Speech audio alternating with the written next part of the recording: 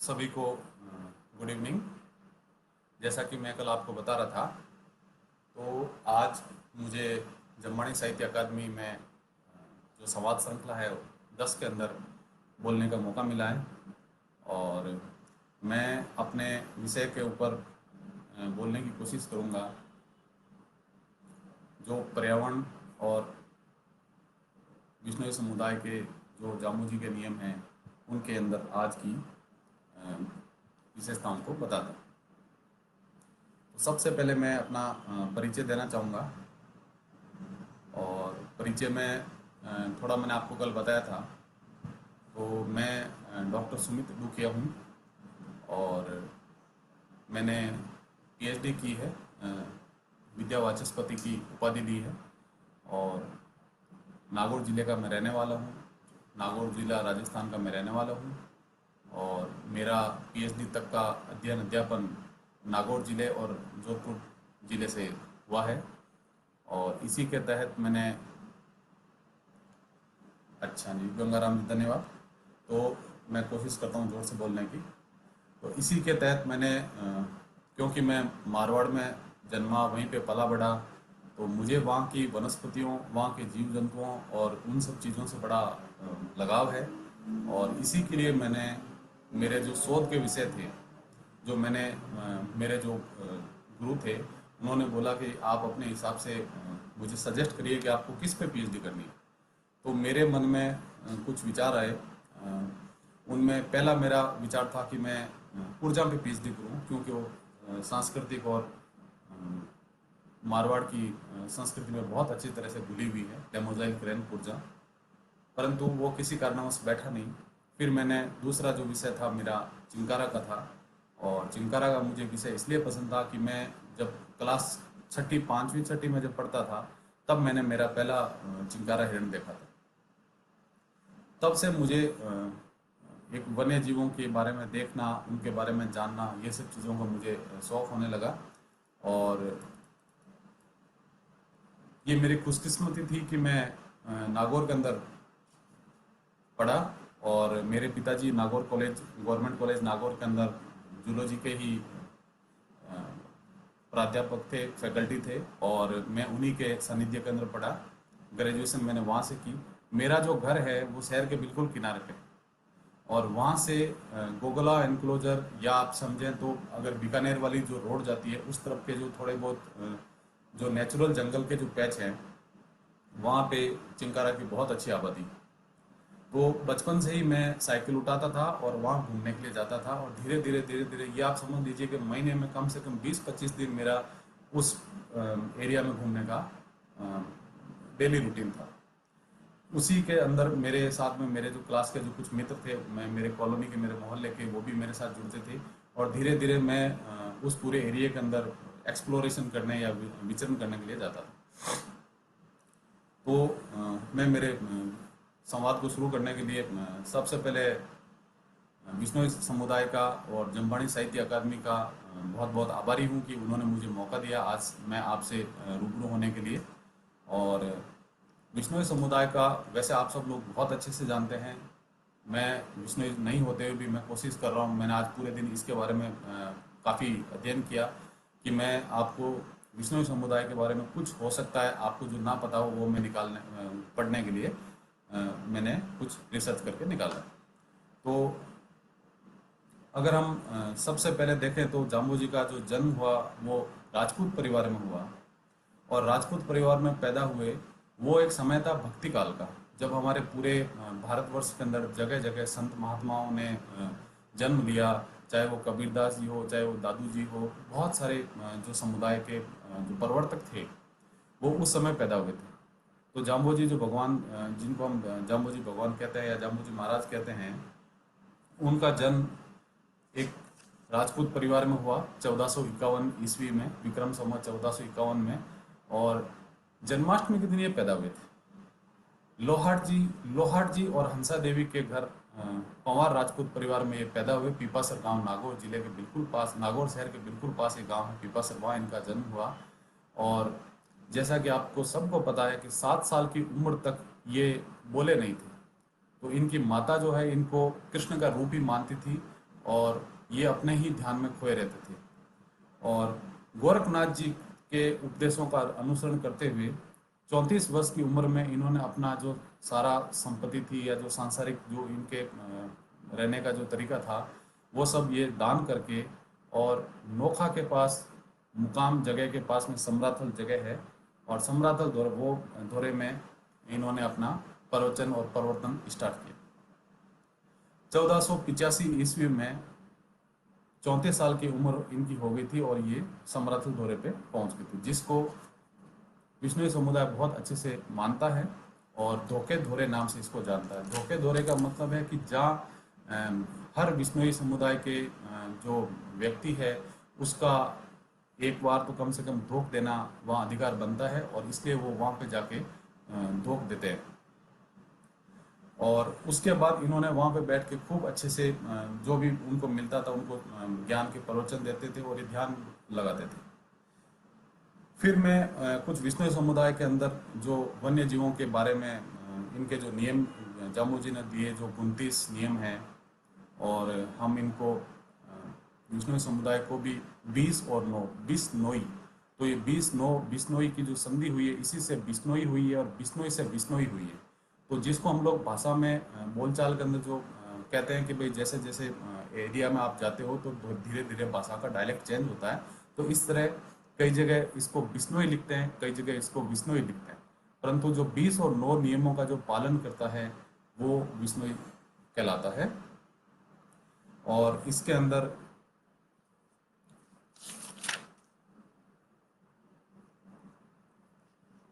कहते हैं कि 29 धर्म की आंकड़ी हृदय धरियो जोय, जाम्बोजी कृपा करी नाम विष्णोई होय। तो 29 धर्म की जो आंकड़ी है, जो 29 नियमों को जिन्होंने पालन करना शुरू कर दिया है, जो अपने हृदय से इनको पालन करते हैं, और जाम्बोजी की कृपा उन पर रहती है और वही विष्णुई हो जाता है।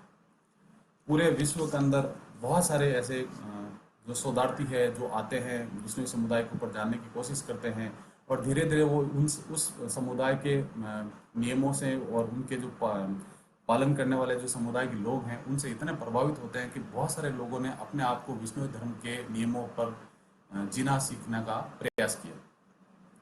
अब मैं कुछ विष्णु समुदाय के लोगों के जो जाम्बोजी के नियम है उनके ऊपर अपने आप को बलिदान देने के मैं कुछ किस्से आपको बताना चाहूँगा।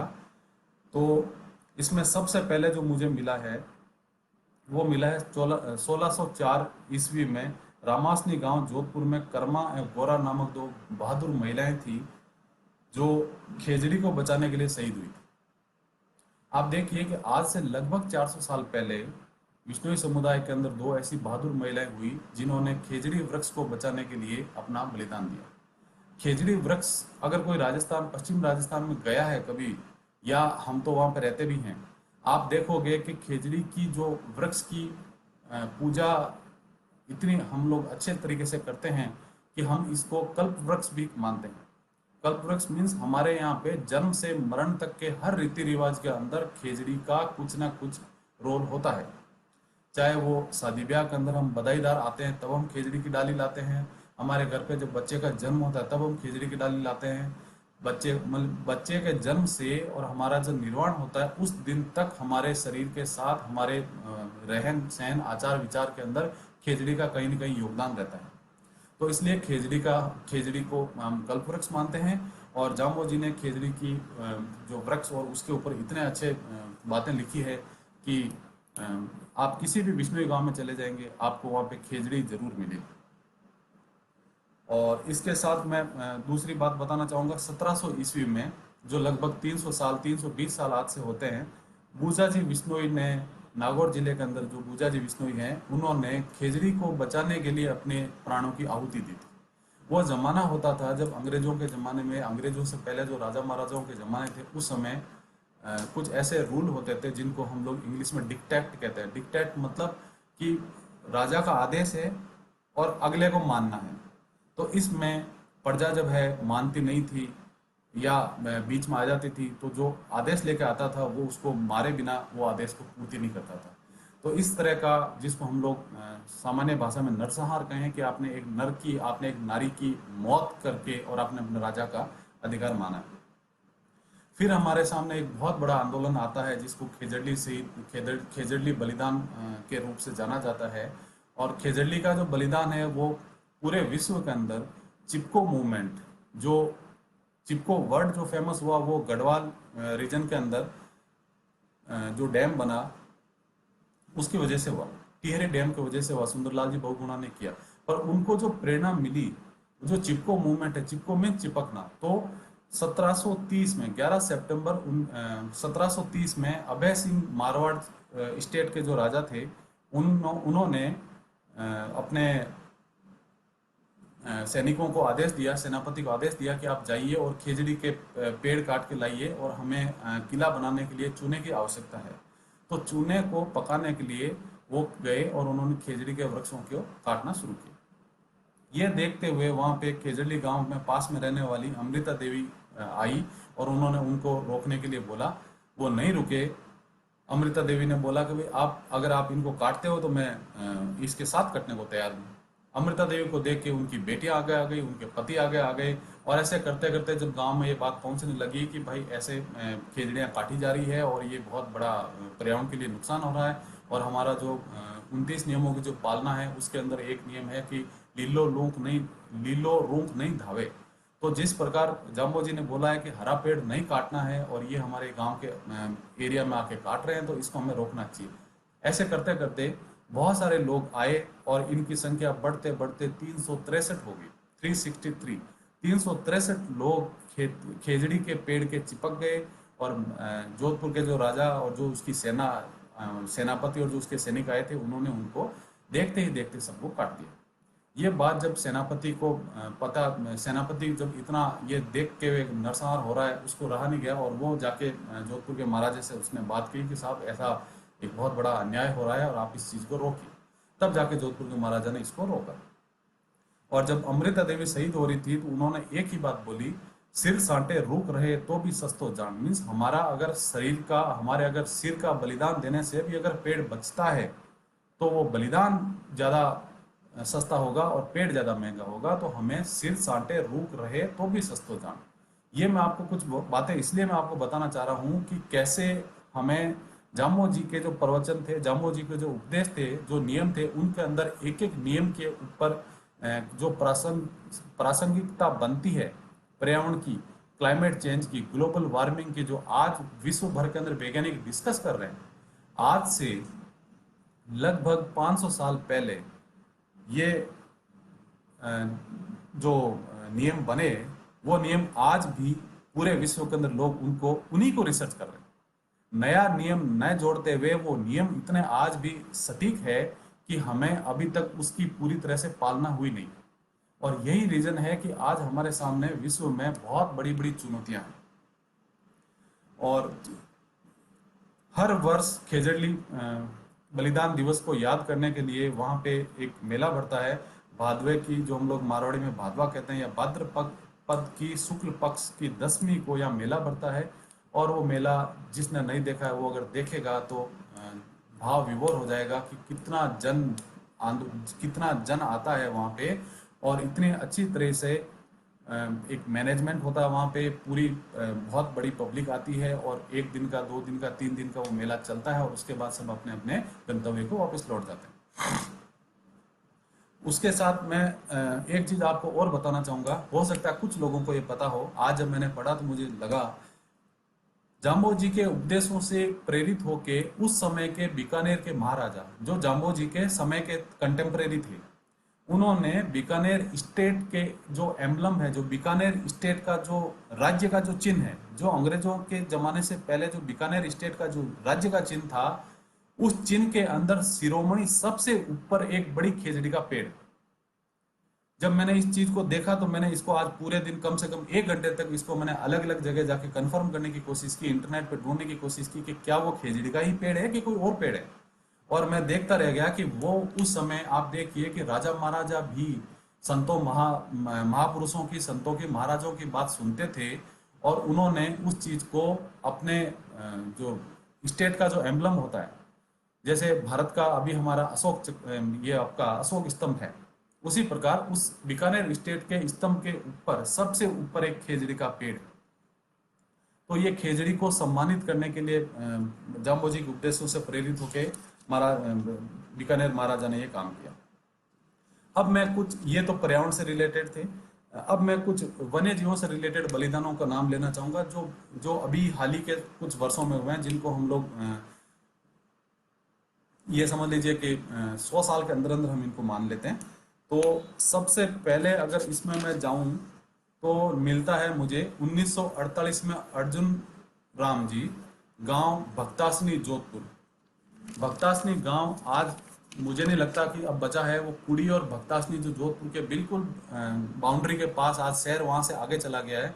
वहाँ एक छोटा सा गांव होता था भक्तासनी, वहाँ के अर्जुन राम जी 1948 में हिरण को बचाने के लिए शहीद हुए थे। और ये हिरण को बचाने के लिए या हिरण को मारने वहाँ पे शिकारी आते थे, शिकारी आज भी आते हैं, मैं उस पर भी आपसे अभी बात करूंगा।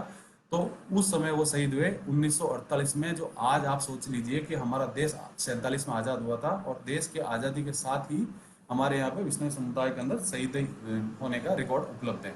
1950 में हरि सिंह और उनके एक और भाई थे राम गोपाल सिंह बिश्नोई, जो गांव मीरपुर मुरादाबाद यूपी के।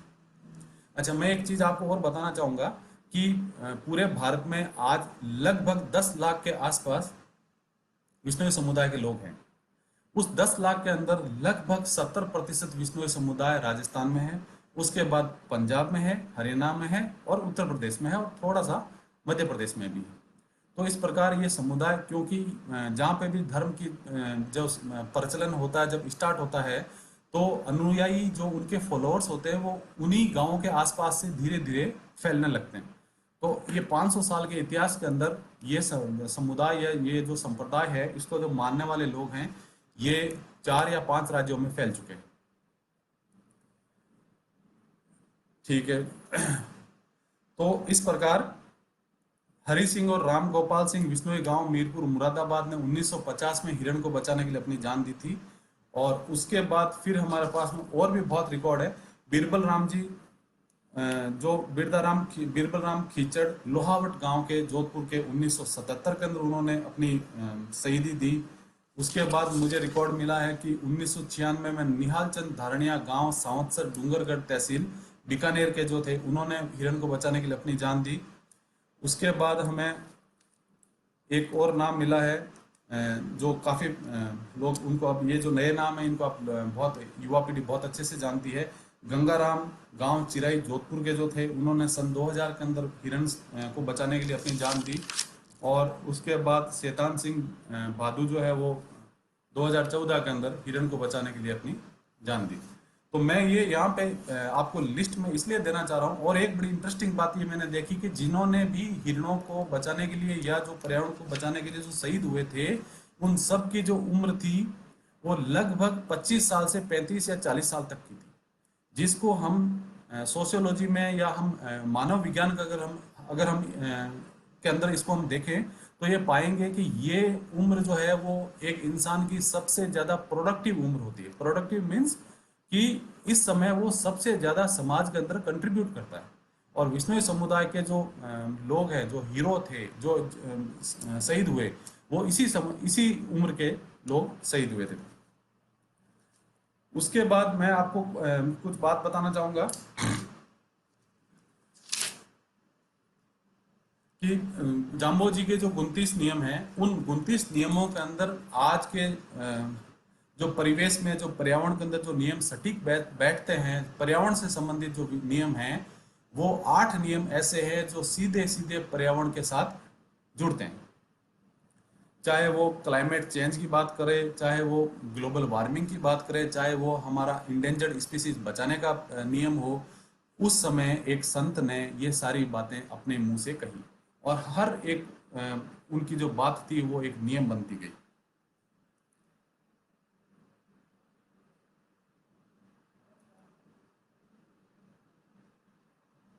और विश्नोई समुदाय के अंदर आप देखिए कि किस प्रकार अगर कोई हिरण का बच्चा मिलता है या कोई मान लीजिए कोई अनाथ हिरण का बच्चा अनाथ हो जाता है, तो समाज के लोग उसको अपने घर पे पालते हैं, अपने बच्चे से अच्छी तरह से उसको पालते हैं। और जब वो हिरण बड़ा होने लग जाता है तो मैंने अपने कई सालों के अनुभव से मैं ये देखा है कि धीरे धीरे वो अपने गांव के पास की साथरी में, साथरी मीन्स वहाँ पे जो इनके गांव गांव के अंदर एक विष्णु मंदिर होता है, और आसपास के मंदिर के अंदर साथरी में जाके वो अपने बच्चे को, उस हिरण के बच्चे को दे देते हैं।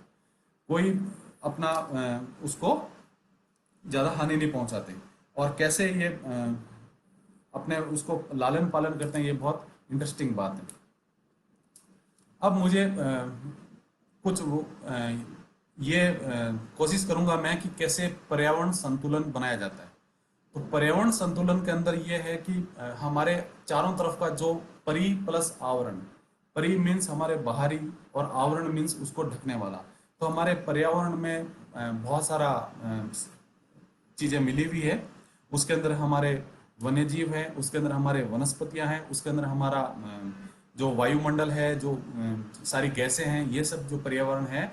और इसके अंदर अगर हम इसको अच्छे से नहीं रखते हैं तो धीरे धीरे ये खराब होने लगता है और पर्यावरण पूरा पूरा दूषित होने लगता है।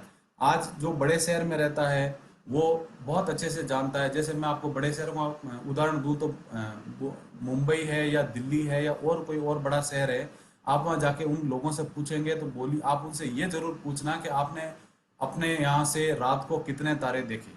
आप उनसे पूछेंगे तो वो आपके मुंह की तरफ वापस देखेंगे, बोले एक भी नहीं देखा, या ज्यादा से ज्यादा एक तारा देखा। क्योंकि यहाँ की वायु इतनी दूषित है कि वहाँ पे रात को अंतरिक्ष में तारा देखना भी एक बहुत बड़ा सपना है। शहरों के लोग गाँव में जाते हैं और गाँव से या शहरों से जब दूर जाके वो रात को जब आकाश में तारे देखते हैं तो उनके बच्चे मंत्र मुग्ध हो जाते हैं, कहते हैं मम्मी या पापा के इतने सारे तारे। ये क्यों ऐसा है? क्योंकि शहरों का जो पर्यावरण है वो दूषित हो चुका है। तो मेरा यहाँ पे ये कहना था कि कैसे जो वायु प्रदूषण होता है वो धीरे धीरे वातावरण के अंदर फैलता है और हमारे चारों तरफ एक बहुत बड़ी मोटी आवरण, एक परत बना देता है, और उस परत के आर पार हम अंतरिक्ष में तारे नहीं देख सकते। अब मैं आपको एक चीज और बताऊंगा कि कैसे हमारे मानवीय हस्तक्षेप से पर्यावरण के संतुलन में बिगड़ता है। कि अगर हमने कहीं पे जैसे मैंने आपको शहरों का एग्जांपल दिया कि यहाँ बहुत ज़्यादा ध्वनि प्रदूषण होता है, बहुत ज़्यादा वायु प्रदूषण होता है, और इस तरह के जब प्रदूषण होते हैं इन सब चीज़ों से जो मौसम के अंदर जो गैस, पर्यावरण के अंदर जो गैस है, वो गैसों का जो मिश्रण है वो प्लस और माइनस होता है, घटता है और बढ़ता है। और जो मिश्रण है प्लस और माइनस घटने बढ़ने से हमारा मौसम चक्र बदलता है, जिसको हम लोग सीजनल वेरिएशन कहते हैं, जिसको हम लोग क्लाइमेटिक कंडीशंस कहते हैं। कि जहाँ हमें गर्मी का मौसम होना चाहिए वहाँ हमें बसंत का मौसम लगता है। जो आज के समय में आप अगर देखेंगे तो जहाँ बसंत ऋतु होनी चाहिए थी वहाँ हमें लगता है कि अभी तक सर्दी की ऋतु चल रही है। जब सर्दी की ऋतु होती है तो हमें लगता है कि अभी तक तो बारिश की ऋतु है, मतलब नवंबर दिसंबर तक तो बारिश होती है। उसके बाद में मई तक तो फिर वापस बारिश शुरू होने लग जाती है, गर्मी सीजन आती नहीं है। तो साल में जो 3 या 4 जो सीजन होती थी वो सीजन धीरे धीरे उनका जो समय है वो या तो कम हो रहा है और या ज्यादा हो रहा है। इन सब चीजों से नुकसान क्या हो रहा है कि भारत का जो जितना भी खेती किसानी का जो तंत्र है, जो किसानों का जो खेती का जो सिस्टम है वो बारिश पे डिपेंडेंट है, बारिश पे निर्भर करता है। और भारत में मानसून का आना एक बहुत बड़ी बात है, और उसके बिना न तो हमारा आर्थिक तंत्र चल सकता है और न हमारा राजनीतिक तंत्र चल सकता है। पर्यावरण एक ऐसी चीज है जिसको हम लोग अगर ध्यान ना दें तो धीरे धीरे हमारा जीवन दुश्वार हो जाएगा। आपका आर्थिक विकास और आपका शहरीकरण कोई काम नहीं आने वाला है। पर्यावरण की रक्षा सबसे पहले करनी है। और पर्यावरण के अंदर जैसे मैं आपको कह रहा था कि जीवों का बहुत महत्व है। जाम्बोजी महाराज ने उस समय बोला था कि हमें किसी भी प्रकार के जीव को नहीं मारना है। मेरा यहाँ पे आप सबसे ये कहना है कि जीव का मतलब होता है जीव, न के हिरण। छोटे से छोटा प्राणी, छोटे से छोटा प्राणी भी पर्यावरण में, पारिस्थितिकी तंत्र में अपना एक अहम रोल अदा करता है। आप सीधा सीधा देख लीजिए कि अगर खेत के अंदर गाय ने गोबर किया है और अगर वहां पे गुबरेला नहीं होगा, जिसको हम लोग वैज्ञानिक भाषा में या इंग्लिश में बीटल कहते हैं, अगर डंग बीटल नहीं होगा तो वो गोबर जमीन के अंदर मिश्रित होने में टाइम लगेगा। अगर वहां पे कवक या फंगस, जिसको हम लोग सिमाड़ कहते हैं मारवाड़ी लैंग्वेज में, अगर वो नहीं होंगे तो वो जो गिरी हुई पेड़ की पत्ती है या जो हमने जो खाद जमीन में डाली है वो गलेगी नहीं। और वो गलेगी नहीं तो उसके जो जितने भी कंपोनेंट्स हैं, जो उसको बनाने के अंदर जो कंपोनेंट्स लगे हैं, वो जब तक जमीन में नहीं जाएंगे तब तक हमारे तंत्र में वापस नहीं आएंगे। तो इसको हम लोग कहते हैं न्यूट्रिएंट साइक्लिंग। न्यूट्रिएंट साइक्लिंग मतलब नाइट्रोजन, फॉस्फोरस, पोटेशियम और बहुत सारे ऐसे ट्रेस एलिमेंट्स होते हैं, वो कम से कम आप ये मान के चलिए कि हमारे पर्यावरण के अंदर, हमारे जीवों में, खाद के अंदर 60 से 65 तरह के छोटे छोटे माइक्रो एलिमेंट्स की जरूरत होती है। और अगर एक भी एलिमेंट का प्लस और माइनस हो गया, हल्का सा ज्यादा होना और हल्का सा कम होना, तो खेती किसानी वाला ये फसल को देखते ही बता देता है कि आज इस फसल के अंदर इस चीज की कमी है। या कृषि कृषि विज्ञानी है, वो आपसे पूछता है, वो ये कहता है कि मुझे आप फसल दिखा दीजिए, मैं आपको बता दूंगा इस फसल में क्या कमी है। और फिर वो आपको सजेस्ट करता है कि आप अपनी फसल में ये एक रासायनिक खाद या ये एक जैविक खाद आप इसमें डालिए, आपकी खाद का, आपके फसल का प्रोडक्शन जो उत्पादन है वो बढ़ जाएगा। तो ये बायोडायवर्सिटी की जो इम्पोर्टेंस है, पर जब हम रासायनिक खाद या रासायनिक तत्व जब हम मिट्टी में मिलाते हैं तो वो पर्यावरण को, जो मिट्टी का जो सॉइल कंपोजिशन है, जो वहाँ का माइक्रोब्स का जो कंपोजिशन है, उस कंपोजिशन को, मीन्स उस मिश्रण में गड़बड़ करते हैं। और वो मिश्रण में गड़बड़ करने से जो आपका न्यूट्रिएंट साइक्लिंग जो है वो सब परिवर्तित हो जाता है।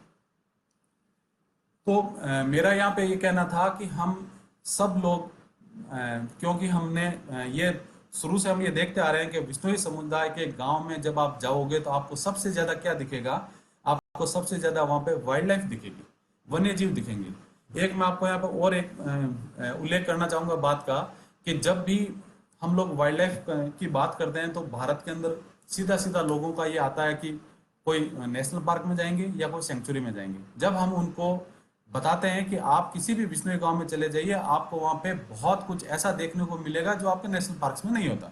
कि वहीं पे खेत में आदमी काम कर रहा है, खेत में ढाणी में एक परिवार रह रहा है, उस ढाणी के पीछे या उस ढाणी के आगे आपको काला हिरण या चिंकारा या नेवला या गोयरा या कुछ न कुछ ऐसा वन्य जीव मिलेगा जो पालतू नहीं है।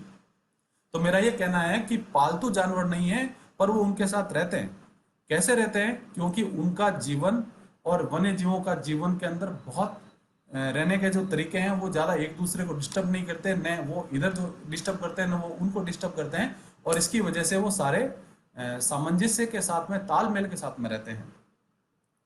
और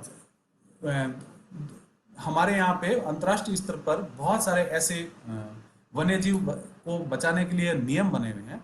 उन नियमों के अंदर भी यही बात कही गई है कि आपको जीवों को नहीं मारना है।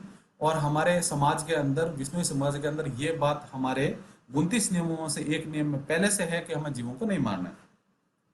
अब आपको मैं एक चीज और बताऊं कि विनोद जी से कल मेरी बात हो रही थी। विनोद जी ये कह रहे थे कि आप इस बात पे जरूर उल्लेख करना कि कैसे प्रजाति के खत्म होने से हमें नुकसान होगा या हमें क्या फर्क पड़ता है। प्रजाति के खत्म होने से वो एक प्रजाति हमें सीधा फायदा नहीं दे रही थी, परंतु वो प्रजाति जो हम लोग फूड चेन, हम अगर आप साइंस में आजकल तो बहुत छोटी क्लास है वो आ जाता है कि हमारे यहाँ पे फूड चेन, फूड वेब और एनर्जी पिरामिड्स, ये तीन इकोलॉजी के अंदर जो बात होती है वो ये होती है कि फूड चेन, फूड वेब और पिरामिड। जो energy pyramid means triangle shape में होता है, जिसके अंदर नीचे सबसे ज्यादा संख्या के अंदर जीव होते हैं, फिर उसके बाद में उससे कम संख्या पे जीव होते हैं, उसके बाद उससे कम संख्या पे जीव होते हैं, और सबसे ज्यादा आप जो जो ऊपर जाते रहेंगे आप वहां पे जीव कम पाएंगे। तो वो ऊपर का जीव जो है वो नीचे के जीव पर निर्भर करता है, नीचे का जीव नीचे के जीव पर निर्भर करता है, और ऐसे कर करके सारे जीव एक दूसरे के ऊपर निर्भर करते हैं। अब अगर आपने इस पूरे एनर्जी पिरामिड में, या जो आपका फूड का जो पिरामिड आपने बनाया है, फूड वेब का ये मतलब होता है कि एक जीव दूसरे जीव के ऊपर निर्भर करता है। और आपने अगर बीच में से, जैसे कि मकड़ी का जाला आप समझ लीजिए, मकड़ी के जाले के अंदर आपने एक तार को हटा दिया तो मकड़ी का जाला पूरा का पूरा डिस्टर्ब हो जाता है, जबकि उसके अंदर 1000 से ज्यादा तार आपस में जुड़े हुए थे। तो जो एक तार का जो रोल है, हमें लगता है कि हमने एक ही तो तार हटाया है, पर वो आपने एक तार नहीं हटाया, आपने उस पूरे सिस्टम को चेंज किया। अब आप ये समझ लीजिए कि जब आपने एक तार हटा दिया या मानवीय हस्तक्षेप से वो एक तार हट गया, या मेरा एक तार का मतलब है एक प्रजाति से, अगर वो एक प्रजाति हट गई तो हमें लगता है कि क्या फर्क पड़ता है जब 1 लाख या 50,000 करोड़ या जितने भी प्रजातियां आज धरती पे है, उसमें धीरे धीरे संख्या का बढ़ना ही तो फर्क पड़े, संख्या कम हो रही है तो क्या फर्क पड़ता है। पर ये इतना अच्छा आपका ये फर्क पड़ेगा कि आज वो जो जिस पे निर्भर करता है उसकी संख्या धीरे धीरे कम होती रहेगी और खत्म हो जाएगी। इसको समझने के लिए मैं आपको एक एग्जांपल देता हूँ कि हमारे भारत के अंदर बहुत एक बड़ी प्रोजेक्ट चल रही है 1972 से, जिसको हम लोग प्रोजेक्ट टाइगर के नाम से जानते हैं।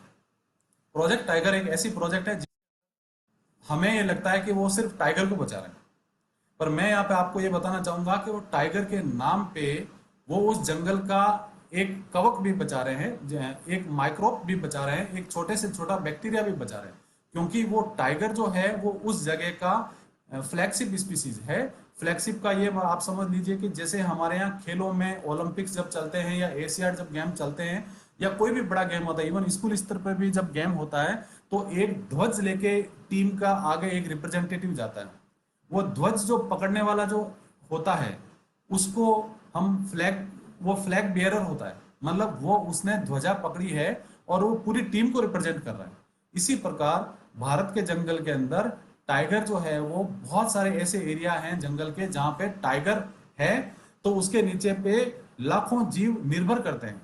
जरूर टाइगर उनको खाता है, टाइगर वो नहीं खाएगा तो क्या खाएगा, परंतु वो जीव अगर टाइगर आप हटा देंगे तो वो जीव वहां पे जिसको आप ये समझ लीजिए कि वो इतने ज्यादा हो जाएंगे कि वहां पे कुछ नहीं बचने वाला। तो इस प्रकार प्रजातियों का बहुत, अब आप, मैं आपको और इसका एग्जांपल बताऊं कि साहब सरिस्का में टाइगर खत्म हो गए थे, हमारे राजस्थान के अंदर सरिस्का है और सरिस्का के अंदर टाइगर 2004 और 5 के अंदर खत्म हो गए थे। इसका वैज्ञानिक प्रमाण ढूंढने के लिए वहां पे बहुत सारी रिसर्च करी गई कि इसके हटने से क्या फर्क पड़ा। तो वहां पे सांबर एक हिरण होता है और सांबर की जो संख्या वो इतनी हो गई कि जंगल की झाड़ियों के पत्ते धीरे धीरे अनुपातिक रूप से कम हो गए। मैं ये नहीं कह रहा हूं कि पूरे जंगल को उन्होंने सांबर ने खा लिया, परंतु जो टाइगर के रहते हुए जंगल के अंदर जो हरियाली थी वो हरियाली धीरे धीरे कम हुई है। और कम क्यों हुई है? क्योंकि टाइगर खत्म हो गया। और टाइगर किसको खाता था? सांबर को खाता था, और सांबर को खाने वाला कोई नहीं है, तो सांबर की पॉपुलेशन बढ़ी और सांबर की पॉपुलेशन बढ़ के और उस जंगल के अंदर झाड़ियों को खाने लगी। वहां पे लेपर्ड था, पर लेपर्ड सांबर को नहीं खा सकता। लेपर्ड सिर्फ सांबर के बच्चे को खा सकता है, बड़े सांबर को नहीं खा सकता। तो क्योंकि सांबर एशिया का सबसे बड़ा हिरण है और इसलिए इसको नहीं खा सकता।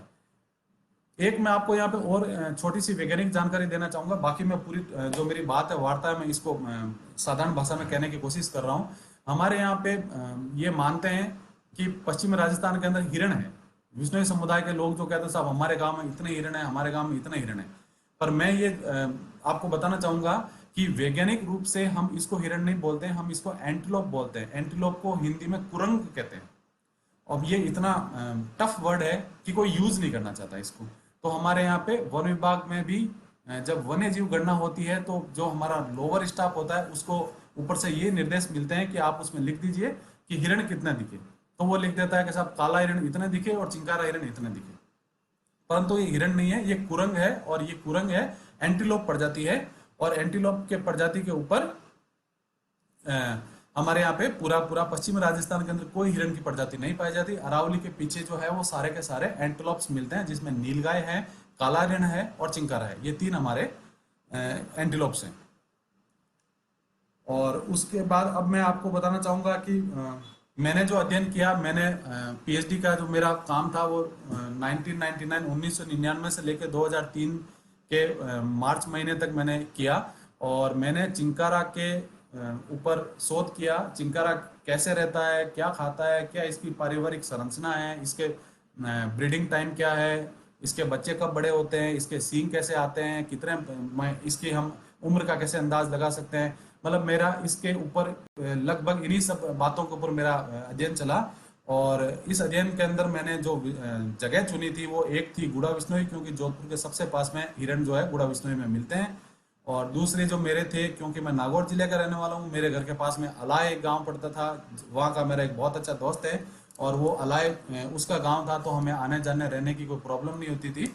तो मैंने अलाय गांव चुना। और अलाय के साथ लगता हुआ, आप अगर जानते हैं नोखा रोड पे, तो अलाय के सामने की तरफ दूसरी तरफ गांव है जिसको सथेरण कहते हैं। तो अलाय, सथेरण और गुड़ा विश्नोई, तीन गांव। और उसके साथ में जो शहर के बिल्कुल पास वाला जो मैं आपको जंगल बता रहा था, जिसको गोगलाव एनक्लोजर नाम से जानते हैं।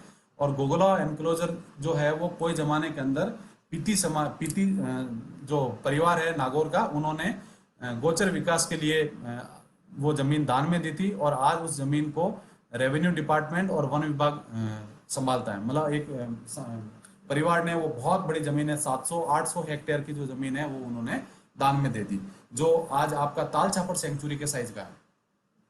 और मेरे लिए ये एक और मैं आपको एक अच्छी बात ये शेयर करना चाहूँगा कि मैंने जो जिस जगहों पे पीएचडी की, उनमें से गुड़ा विष्णुई को वन विभाग ने कंजर्वेशन रिजर्व डिक्लेयर कर दिया है, और गोगोला एनक्लोजर को कंजर्वेशन रिजर्व डिक्लेयर कर दिया है।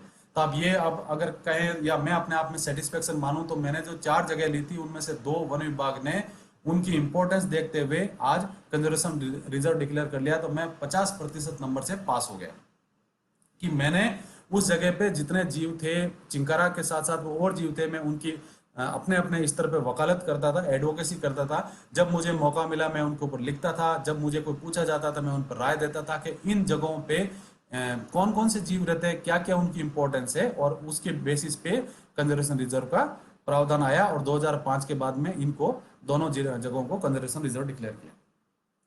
अब एक जो कई चैट में भी मैं देख रहा हूँ साथी लोग पूछ रहे हैं कि साहब अब जो है आप ये बताइए कि हम करें क्या। तो धर्म की पालना आप करते रहिए।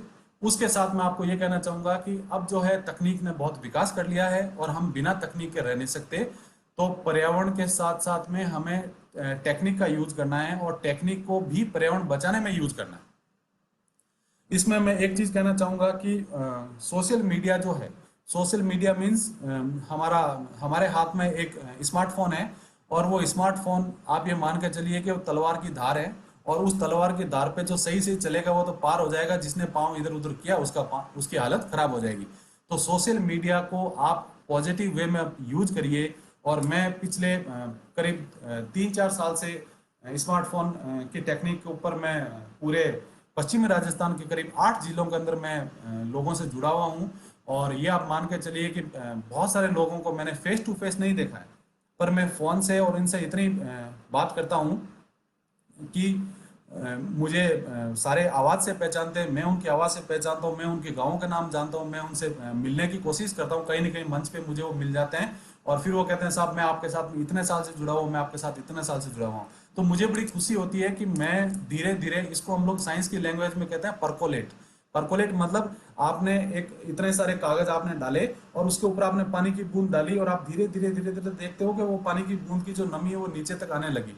तो हम लोग इसको कहते हैं परकोलेट। या मारवाड़ में आप देख लीजिए कि बारिश होती है तो आप देखते हो कि दोहरे के अंदर पानी फटाफट जमीन के अंदर चला जाता है, और कहीं अगर खेत में पानी पड़ा है तो 2-3 दिन बाद वो जमीन में चला जाता है, पर वो नमी जो है मिट्टी के अंदर बनी रहती है। तो इस प्रकार मैं प्रयास कर रहा हूँ कि मैं लोगों से जुड़ा रहूं, और मैं वन्य जीवों के बारे में जितना मुझे आता है मैं भी बहुत सीखता हूँ, और मैं बहुत सीखने की कोशिश करता हूँ कि नई से नई चीज़ों को मैं जानूँ, नई से नई चीज़ों को मैं सीखूँ, और कैसे हम तकनीक से इसको बचाएं।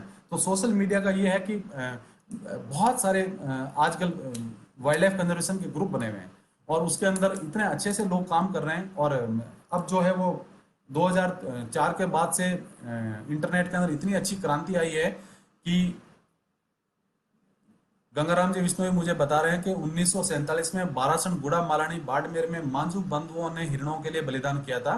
गंगाराम जी मैं आपको बताना चाहूँ, मुझे ये लॉकडाउन की वजह से मैं इतना अच्छे से लॉक हो गया हूँ दिल्ली के अंदर कि मेरे पास में एक बहुत अच्छे कलेक्शन है, और वो कलेक्शन जो पूरा का पूरा एक हार्ड डिस्क में मैंने सेव कर रखा है, और मेरे पास इतने फोटो है, इतने जानकारी मैंने रखी हुई है, पर वो सारी की सारी मेरी यूनिवर्सिटी के अंदर ताले में पड़ी हुई है, तो मैं चाह के भी वहां जा नहीं सकता। और आज हमें पता लगा कि लॉकडाउन 31 मई तक और बढ़ा दिया गया है। और बहुत सारे मैं आपको बता रहा हूँ बलिदान का ये मैं आपको अगर आपके त्याग की बात करूँ तो हर विष्णुई जो समाज का आदमी है वो त्याग कर रहा है, और जरूरी है कि वो त्याग बलिदान में परिवर्तित हो, ऐसा भी कोई जरूरी नहीं है, पर हर के त्याग को हमें सलाम करना चाहिए। कि आज मैं आपको बताऊं, अभी 5-6 दिन पहले मुकेश विश्नोई करके एक 16 साल का लड़का है जो 10वीं पास करके 11वीं में आया है, और केतु गांव का है बालेसर के पास में। मैं उससे अभी तक नहीं मिला हूं, और मुझे उसकी स्टोरी धोलिया गांव के पोखरण धोलिया के राधेश्याम जी पेमानी ने भेजी, और उन्होंने बोला साहब कि देखिए आप एक छोटा सा लड़का है और वो कितना अच्छा काम कर रहा है। मैंने उसकी बात को कोशिश करी कि मैं ज़्यादा से ज़्यादा लोगों तक उसकी बात को पहुंचाऊं, और हमें ऐसे युवा युवा पीढ़ी से प्रेरणा मिलती है, प्रेरणा लेनी चाहिए कि वो कैसे काम कर रहे हैं। और मुझे जब मुकेश ने अपना काम का तरीका बताया तो उसने बताया कि साहब हम रात को गश्ती करते हैं, क्योंकि हमारे जो पश्चिम राजस्थान के अंदर जो प्राणी है, वन्य प्राणी है, वो हमारे खेतों के ही बाहर मिलते हैं। जंगल तो हमारे यहाँ पे है नहीं। राष्ट्रीय मरु उद्यान एक आपका है, उसके बाद में आपका ताल छापर एक अभ्यारण्य है। हमारे यहाँ पे पूरे 12 जो अपने पश्चिम राजस्थान के मरुस्थली के 12 जो जिले हैं, 12 जिले में सिर्फ 2 प्रोटेक्टेड एरिया है। और आप ताल छापर में भी जाके देखेंगे तो वो सारे के सारे हिरण, 80% से ज्यादा हिरण ताल छापर के सराउंडिंग एरिया में घूमते हैं। तो ऐसा नहीं कि प्रोटेक्टेड एरिया बनने से ही हिरण बसता है या वन्य जीव बसता है। वो बसता है, लोगों के अंदर वन्य जीव बचाने की भावना होनी चाहिए। तो इसका किशन किशन लाल जी विष्णु बता रहे हैं कि सूर्य शंकर जी पारिक ने बताया कि ये पेड़ जाल का है, विष्णु जसनाथ जी संबंध। तो मैं अपने फैक्ट को चेक करने की कोशिश करूंगा। और मुझे आज एक मैं ढूंढ रहा था, मुझे भजन की एक वो लाइन याद आ रही है कि हरी कंकेड़ी मंडत मेरी जांबा तेरा बास। तो विष्णु समुदाय के अंदर आप जहाँ पे भी जाएंगे, कंकेड़ी एक तो होता है बड़ा जो होता है जिसको हम लोग कंकेड़ा कहते हैं, एक पतली पत्ती की होती है जिसको हम लोग कंकेड़ी कहते हैं। और कंकेड़ी आप अगर जाके देखेंगे तो मुकाम और समरातल के जो आसपास का जो पूरा एरिया है, इवन आप गुड़ा विष्णु में जाएंगे, आप किसी भी एरिया में जाएंगे तो आप देखेंगे कि कंकेड़ी या कंकेड़ा जो है वो वहां पे आपको सबसे ज्यादा आपको वहां पे मिलेगा। और हर कंकेड़े के अंदर, मैं जब गुड़ा विष्णु में पीएचडी करता था तो मैं सबसे पहले जब पहुंचा तो मुझे वहां पे एक मेरे आज आप देख लीजिए कि 1999 से मेरे दोस्त हैं देवाराम जी, गुड़ा प्याऊ में जब जालामण से आगे जाते हैं तो गुड़ा प्याऊ के पास में एक छोटी सी किराने की दुकान करते हैं, राजू किराना स्टोर। 1999 से आज तक मैं उनके साथ जुड़ा हुआ हूँ। वो राजू मेरे सामने छोटा था, राजू के बच्चे हो गए। तो आप ये देखिए कि मेरा उस परिवार से कितना, उन्होंने मुझे बताया कि आप मेरे पास आइए, मैं आपको बताता हूँ चिंकारा कहाँ रहता है। तो वो मेरे साथ में गए, उनकी दुकान के पीछे कंकेड़े का पेड़ था। उन्होंने बोला इस कंकेड़ी के अंदर आप झांके, नीचे झांके देखिए तो उसकी जो लोर बनी, उसकी जो डालियों की जो छाया बनी है, उसके अंदर आपको हिरण बैठे हुए मिल जाएंगे। और वहीं से मैंने मेरा जो स्टडी का जो पहला हिरण था, मैंने उसी जगह से सिलेक्ट किया। तो गुड़ा विष्णु के अंदर गुड़ा प्याऊ वाला जो एरिया है और एसरना नाडा जो पड़ता है पीछे, जहाँ से जालामण गांव की सीमा खत्म होती है, गुड़ा विष्णु गांव शुरू होता है। और वहां से लेके और पूरा मैंने गुड़ा तालाब तक, और फिर उसके बाद ऊपर ये कांकाणी तक का जो आता है, इवन आगे भी नदी पार करके, तो पूरा एरिया खेजड़ली वाला एरिया सब के अंदर मैं हिरण पे काम करता था। तो सोशल मीडिया का उपयोग कैसे ये जो समाज के लोग करते हैं, इसके अंदर हमें सीखना पड़ेगा कि आप एक छोटा सा एक ग्रुप बनाते हैं, उसके अंदर आप ग्रुप के अंदर एक मैसेज डालते हैं तो आज वो एक मैसेज सीधा सीधा 257 या 267 व्हाट्सएप ग्रुप की एक लिमिट होती है, उसके अंदर वो पहुंचता है। 267 लोगों तक आपकी बात एक क्षण में पहुंचती है। अब अगर आपके पास में एक बहुत अच्छा सा जिसको मैं कहूंगा विश्वास पात्र लोगों का ग्रुप है, विश्वास पात्र लोग मैं इसलिए आपको कह रहा हूं कि जितनी वैचारिक जो समानता हमारे अंदर रहेगी तब हम आपस में अच्छा काम कर सकेंगे। नहीं तो हमारे ही अंदर हमें लगेगा कि नहीं यार ये आदमी अच्छा काम नहीं कर रहा है, हमें इसके साथ रहने से नुकसान हो रहा है, तो हमें उस चीज को अवॉइड करना चाहिए। और वो बात ये लोग पहुंचाते हैं। इसमें मैं स्पेशली ये कहना चाहूंगा मुकेश बिश्नोई का और इनकी टीम का, इनके जो साथी है, बाकियों का नाम मुझे अभी याद नहीं हुआ है, पर मुकेश बिश्नोई का जो काम है वो एक 17 साल के बच्चे का, बिकॉज ये मैं कहूँ, मैं आज अभी अपने आप को 43 साल का हूँ, न तो मैं बूढ़ा हुआ हूँ, न मैं जवान रहा हूँ, या न मैं युवा हूँ, तो मैं एक मध्यम उसमें उम्र में हूँ। और मुझे लगता है कि जो यंगर जनरेशन है वो इतना अच्छे से टेक्नोलॉजी यूज कर रही है। रात को मेरे को मैसेज आते हैं, और वो मैसेज ये आते हैं कि मैं इस पहाड़ी पे, इस चोटी पे, इस किनारे पे, इस पेड़ के पीछे बैठा हुआ हूँ, आपस में ये लोग बात करते हैं, और तुम यहाँ से आ जाओ, तुम यहाँ से आ जाओ, तुम यहाँ से आ जाओ। तो एक नेटवर्किंग जिसको हम लोग कहते हैं, जो सोशल मीडिया नेटवर्किंग है, इन्होंने नेटवर्किंग का यूज करके काम किया। अब मैं आपको एक चीज और बताऊंगा कि वन्य जीव हमें कौन कौन से बचाने हैं। विष्णु समुदाय का मैं करबद्ध धन्यवाद करता हूं कि इन्होंने चिंकारा और काले हिरण के लिए अपनी लड़ाई को अंतर्राष्ट्रीय स्तर पर लेके गए। खेजड़ी की लड़ाई इनकी ग्लोबल है, मैं अंतर्राष्ट्रीय से भी आगे, मैं पूरे भौगोलिक स्तर पे मानी जाती है। मेरा अनुरोध है कि जाम्बो जी के जो विचार थे उनके अंदर उन्होंने वन्य जीव बचाने की बात की थी। मैं एक वन्य जीव संरक्षक हूं और मुझे लगता है कि हमें सब चीज की आपस में इंटीग्रेशन जिसको हम लोग कहते हैं, तारतम्य, जो आपस में जो उनका जुड़ाव है उनको बचाना है। तो यहाँ पे देखिए, आपको मरु लोमड़ी आपके पास होगी, आपके पास मरु बिल्ली होगी, आपके पास भारतीय लोमड़ी होगी, आपके पास नेवला होगा, आपके पास में गोयरा होगा। पूरे पश्चिमी राजस्थान में कम से कम 25 तरह के 22 तरह के सांप होते हैं, 23 तरह की छिपकलियां होती है, और भेड़िया भी वहाँ पे मिलता है, सियार भी वहाँ पे, गीदड़ सियार भी वहाँ पे मिलता है, और जरक हाइना भी वहाँ पे मिलता है।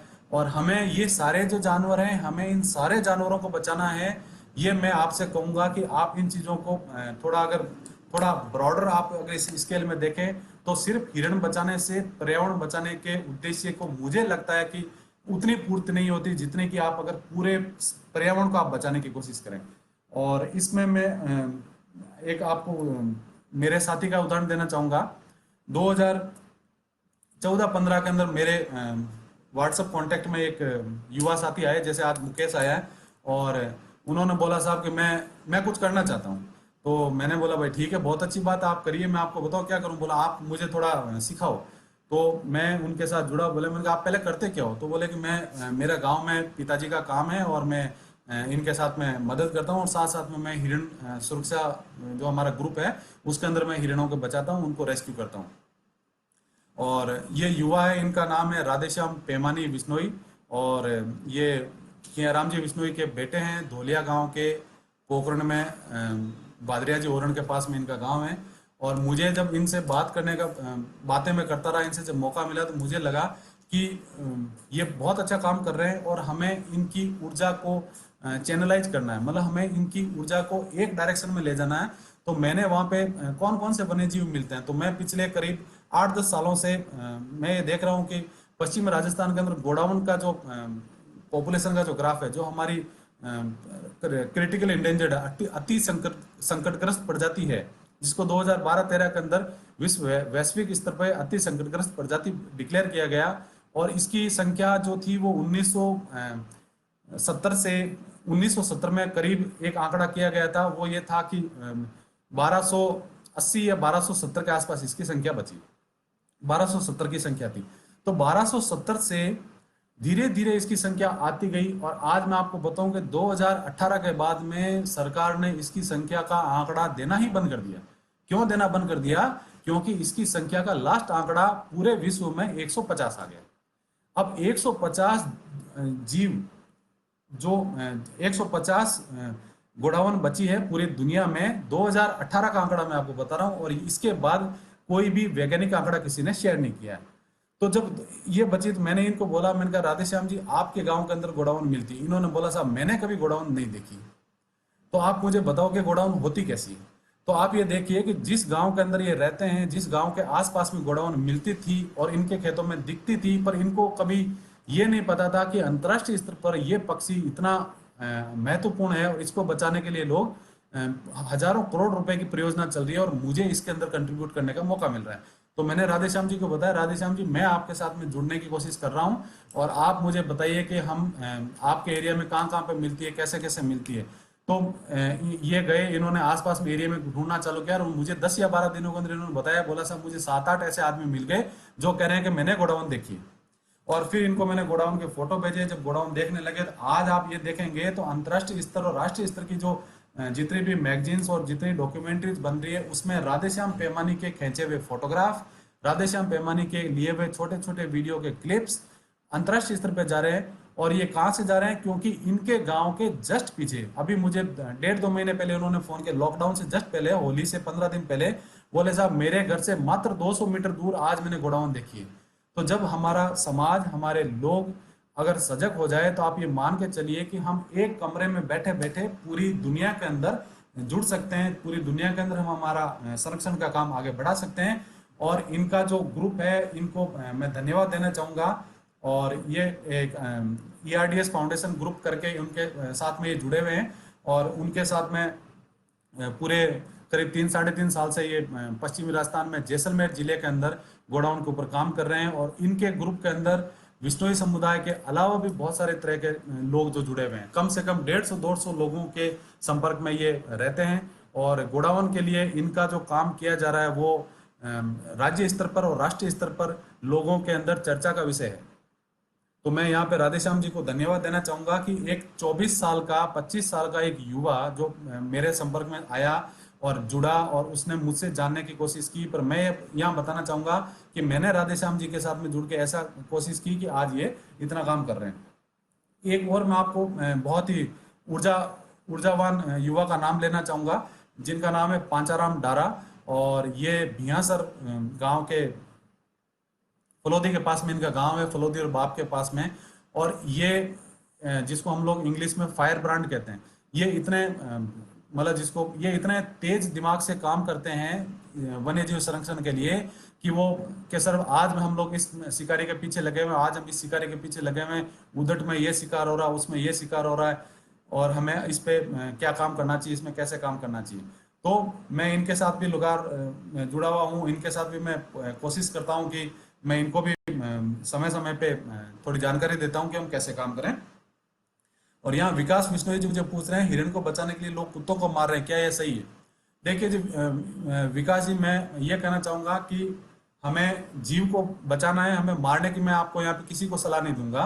पर ये इनकी संख्या बढ़ी कैसे? कुत्तों की संख्या बढ़ने से हिरणों के ऊपर हमले हो रहे हैं। ये बात आज मैंने भी एक शोध पत्र करीब 2017-2018 के अंदर ज्वाइन पब्लिश किया है, और वन विभाग के साथ में मैंने ये शोध पत्र किया है। और आप अगर देखेंगे जोधपुर जिले में, बाड़मेर में, नागौर में, आज आप देखेंगे कि चिंकारा और ब्लैक बग पे अगर सबसे बड़ा कोई संकट है तो वो शिकारी नहीं है, वो कुत्ते हैं। और कुत्ते की संख्या इतनी ज्यादा है कि अगर अच्छा खान पान मिले तो साल के अंदर कम से कम 4 से 5 पिल्ले वो बड़े कर देती है। और कुत्ता लगभग 40-45 हजार साल पहले भेड़िए से अलग हुआ है। और कुत्ते के अंदर पूरे दुनिया में, मैं ये नहीं कहूंगा कि मारवाड़ में, पूरे दुनिया के अंदर कुत्ते जो है वो वन्य जीव संरक्षण के अंदर एक बहुत बड़ी रुकावट के रूप में देखे जा रहे हैं। उसके ऊपर लोग शोध कर रहे हैं कि इनके व्यवहार में इतना कैसे चेंज आया है। ये नहीं है कि फलोदी के या जोधपुर के या अगर गोड़ामालानी के कुत्ते अगर है या सांचौर के कुत्ते ऐसे हैं, ऐसा नहीं है। ये कुत्तों के अंदर सभी जगह देखा जा रहा है और हिरणों को मार रहे हैं। हमारे पास में कुछ ऐसे फोटोग्राफ है, राधेश्याम जी ने भी भेजे और इनके साथ में और भी जो साथी है उन्होंने भी भेजे कि डेजर्ट नेशनल पार्क के अंदर कुत्ते गोडाउन को नुकसान पहुंचा रहे हैं। अब आप सोचिए, जिसके ऊपर सरकार करोड़ों करोड़ रुपए की योजना चला रही है गोडाउन संरक्षण के लिए, और वहां पे कुत्ते उन चीजों का उनके अंदर नुकसान कर रहे हैं।